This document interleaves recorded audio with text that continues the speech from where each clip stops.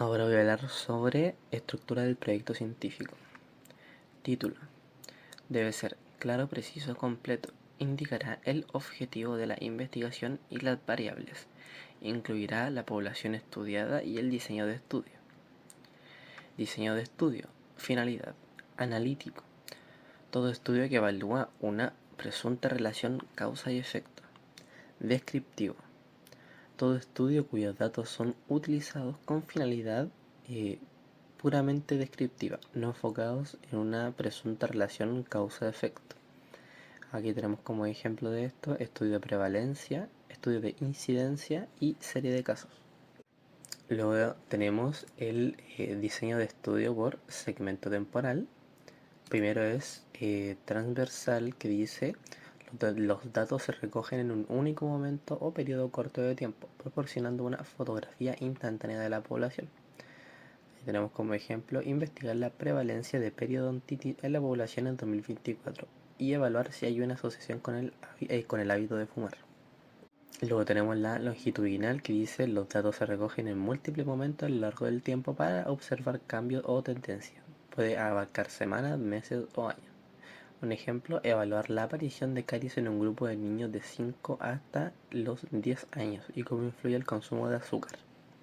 Este tiene como ejemplo estudio de corte, estudio de caso control. Estudio de corte. Estudio de investigación que compara un resultado en particular en grupos de individuos que son similares en muchos aspectos, pero que diferencian por una característica cierta. Estudios caso control. Estudio que compara a dos grupos de personas, aquellos con la enfermedad o afección estudiada, que es el grupo caso, y un grupo muy similar de personas pero que no tienen la enfermedad o afección, control. Diseño de estudio, asignación del estudio. Experimental. Aquellos en los que el investigador asigna el factor de estudio y controla de forma deliberada para los fines de su investigación y según un plan preestablecido. Son analíticos. Observacional. Los estudios en los que el factor de estudio no es asignado por los investigadores, sino que estos limitan a observar y medir determinadas variantes, sin ejecutar un control directo de la intervención. Diseño de estudio. Cronología de los hechos. Tenemos prospectivo. Son aquellos estudios cuyo inicio es anterior a los hechos estudiados y los datos se recolectan a medida que va sucediendo. Retrospectivo. Son aquellos cuyo diseño es posterior a los hechos estudiados y los datos se obtienen de archivos o de los sujetos o profesionales a los que se refieren. Todo esto que vimos fue relacionado al primer aspecto, que era el título. Ahora nuestro segundo aspecto es el índice, que incluye títulos de los capítulos, enumeración de secciones y páginas. ¿Qué es? Es una lista de elementos que conforman la investigación en el orden que se presentará al interior del trabajo.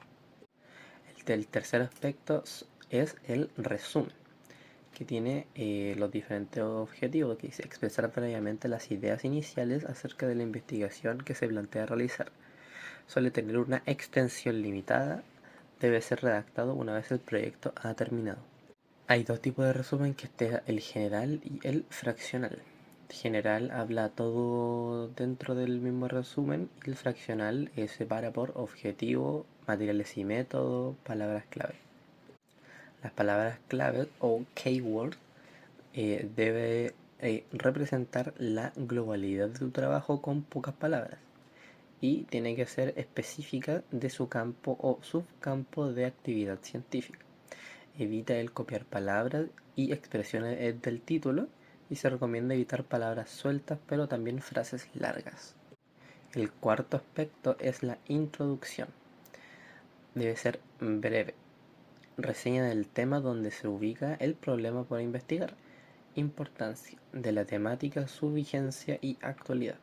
Y propósito o finalidad de la investigación.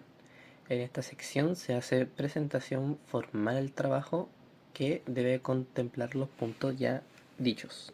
El quinto aspecto son las hipótesis, que ya lo dije en otro audio sobre los tipos de hipótesis.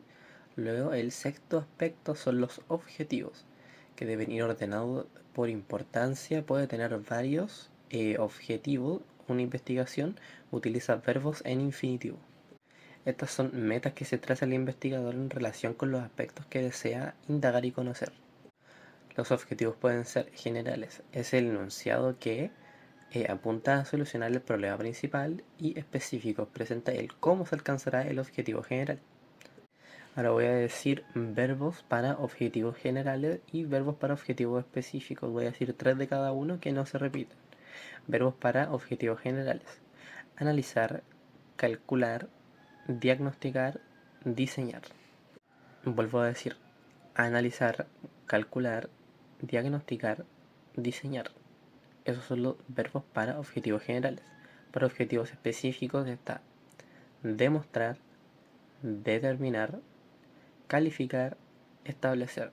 Lo voy a decir de nuevo: demostrar, determinar, calificar, establecer. Y aprovechando en este mismo audio, voy a seguir hablando sobre el extra, que dice que por su naturaleza discreta, los valores u observaciones que le pertenecen son distintos y separados, es decir, pueden ser contadas y no hay continuidad ni puntos intermedios entre ellas. Ejemplo: edad y el sexo. Continua: puede adoptar un número infinito de valores a lo largo de un continuo, lo que implica que se registran ciertos errores de medición. Ejemplo: el peso. Su manera de medir: cualitativa. Cuando son características es descrita en términos de una cualidad específica sin asociarse a valores numéricos. Ejemplo: marca de bebida, color de ojo. Cuantitativa: cuando la característica es descrita en términos de caracteres asociados a números, por ejemplo, número de dientes o número de caries. En su escala de medición puede ser nominal. Se utiliza para nombrar o categorizar características sin establecer un orden específico entre ellas. Esta variable no tiene ni una jerarquía inherente y no se pueden clasificar de mayor a menor. Luego tenemos la ordinal. A diferencia de los valores nominales, estas se pueden clasificar. Son cualitativas porque no se pueden medir numéricamente, pero hay un orden lógico entre ellas. Por ejemplo, escala del grado de satisfacción o una escala de dolor.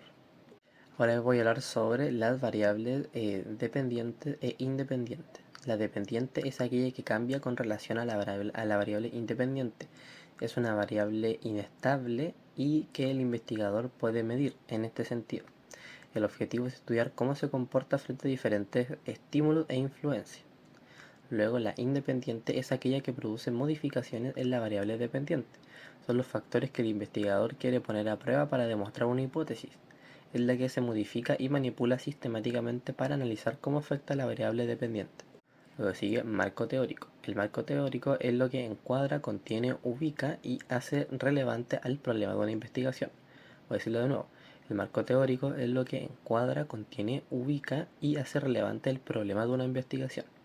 ¿Qué es el marco teórico? Aquí sale un cuadrito abajo que permite establecer un consenso mínimo entre el investigador y el lector respecto del lenguaje y los conceptos manejados. Es el apartado en el que se exponen los antecedentes, las principales teorías y conceptos que sustentan un proyecto o investigación. Será el soporte teórico y contextual de los conceptos relacionados con el planteamiento del problema de investigación. Su importancia radica en que permite justificar, demostrar, apoyar e interpretar los resultados de un proyecto o de una investigación de forma ordenada y coherente. Luego tenemos material y método. Se refiere a la identificación del método que se utilizará para el cumplimiento de los objetivos. Se determinará el diseño de estudio. Finalidad: analítico descriptivo, segmento temporal, transversal, longitudinal, cronología, retrospectivo o prospectivo, asignación experimental o observacional. Y el cronograma ordena en el tiempo las actividades relevantes para el desarrollo de la investigación.